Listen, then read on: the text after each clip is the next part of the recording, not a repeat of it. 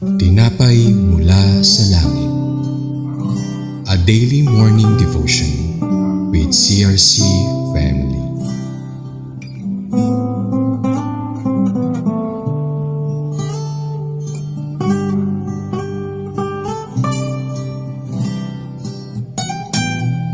Isang mapagpalang umaga po sa inyong lahat. Ito po ang inyong lingkod, Sis Kesaya Gabe ng CRC Calamba Daughter Church na inyong makakasama ngayong umagang ito sa programang Tinapay Mula sa Langit, ang araw-araw na pagbubulay natin sa salita ng Diyos. Ang atin pong paksa ngayon, umagang ito ay part pa rin ng ating Judges series at ang title po nito ay Jotham Applies the Parable of the Tree. At ito po ay matatagpuan sa Judges 9 verse 16 to 21. Ngunit bago po tayo magsimula ay samahan niyo po muna ako sa isang panalangin. Manalangin tayo. Ama naming Diyos na makapangyarihang sa lahat, maraming salamat po sa panibagong buhay at pag-asa na inyong pinagkaloob sa amin. Maraming salamat din po sa maagang biyaya na pinagkaloob ninyo sa amin na makakarinig kami ng inyong mga salita sa pamamagitan ng programang ito. Dalangin po namin na buksan niyo po ang aming mga puso't isipan upang maunawaan po namin ang nais niyong iparating sa amin ngayong umagang ito. Kapag bulay-bulayan at mai-apply namin ito sa aming mga buhay. Ito po ang aming panalangin sa pangalan mo, Panginoong Jesus. Amen.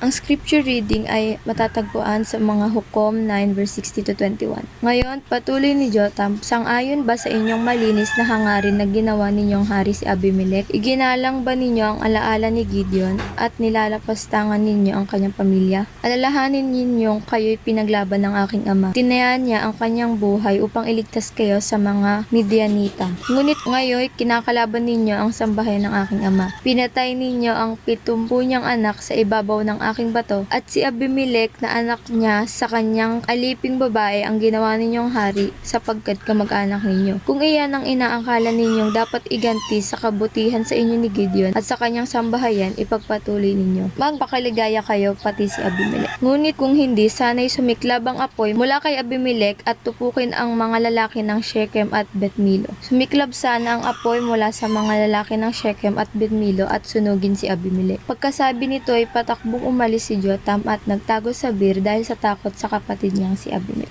Ang panimula, ang aklat ng Judges ay nagpapakita ng paulit-ulit na siklo ng kasalanan, pagsisisi at pagliligtas ng Diyos sa Israel. Sa kabanatang ito, makikita natin ang isang madilim na bahagi, ang pag-angat ni Abimelech sa kapangyarihan sa maling paraan, sa pamamagitan ng pagpatay sa sarili niyang mga kapatid. Sa gitna ng kaguluhang ito, tumindig si Jotham, ang natitirang anak ni Gideon, upang magbigay ng isang babala. Gumamit siya ng isang talinghaga, ang talinghaga ng mga puno na naghahanap ng hari. Ang background ng talata ay, matapos piliin ng mga taga Shechem si Abimelech bilang isang hari, inilahad ni Jotham ang kahulugan ng kanyang talinghaga. Ang kanyang tanong, kung kayo ba ay kumilos ng tapat at matuwid sa inyong ginawa kay Jerubbaal at sa kanyang sambahayan? Ang mahalagang punto, ang katapatan ay sinusukat sa paraan ng ating desisyon. Verse 60. Sinabi ni Jotham, kung kayo'y kumilos ng tapat at matuwid. Ang tanong, tama ba ang pagpili nila kay Abimelech? Hindi dahil ito ay bunga ng kasakiman at kaharasan.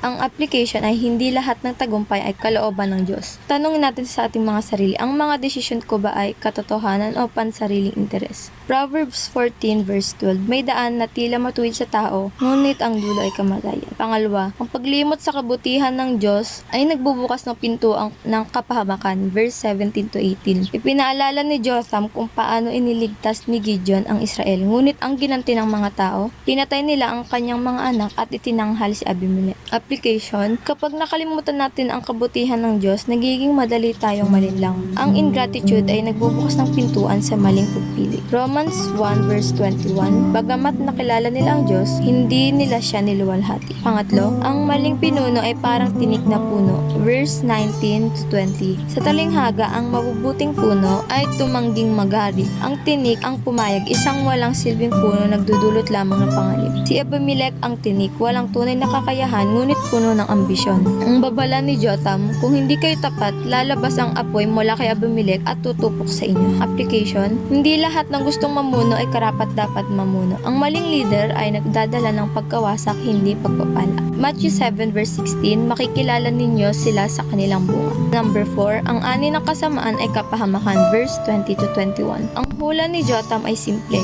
Kung mali ang ginawa ninyo, darating ang kapahamakan sa magkabilang panig. At ito ay natupad. Nagkaroon ng alitan at pagkawasak sa pagitan ni Abimelech at ng Shechem. Application, ang kasalanan ay may bunga. Hindi agad pero tiyak. Ang Diyos ay makatarungan, ang mali ay hindi niya pinapalampas. Galatians 6 verse 7, ang tao ay mag-aani ng kanyang itinanim. Sa konklusyon, ang mensahe ni Jotham ay isang matinding babala. Ang maling pagpili, maling motibo at maling pamumuno ay hahantong sa pagkawasak. Hindi lang ito ang kwento ng nakaraan, ito ay salamin ng buhay natin ngayon. Ang application ay suriin ang iyong puso. Ako ba ay namumuhay sa katapatan? Suriin ang iyong mga desisyon. Ito ba ay ayon sa Diyos o sa sarili? Suriin ang iyong sinusunod. Ito ba ay leader na ayon sa Diyos? At mga reflection questions, may mga pagkakataon ba na pinili ko ang madali kaysa tama? Paano ko pinapahalagan ang kabutihan ng Diyos sa buhay ko? Sino ang pinapahintulutan kong mamuno sa buhay ko? Ang Diyos o ang sarili? At ang challenge, huwag tayong maging tulad ng mga taga-Shechem na pumili ng tinik. Piliin natin ang Diyos bilang tunay na hari ng ating buhay. Tayo po ay manalangin. Ama naming Diyos, maraming salamat po sa iyong salita na nagbibigay babala at gabay. Patawarin mo kami sa mga pagkakataong pinili namin ang mali kaysa tama. Tulungan mo kaming mamuhay ng may katapatan at karunungan. Ingatan mo kami sa maling pamumuno at maging ikaw ang tunay na hari ng aming buhay. Pangalan ni Jesus, Amen.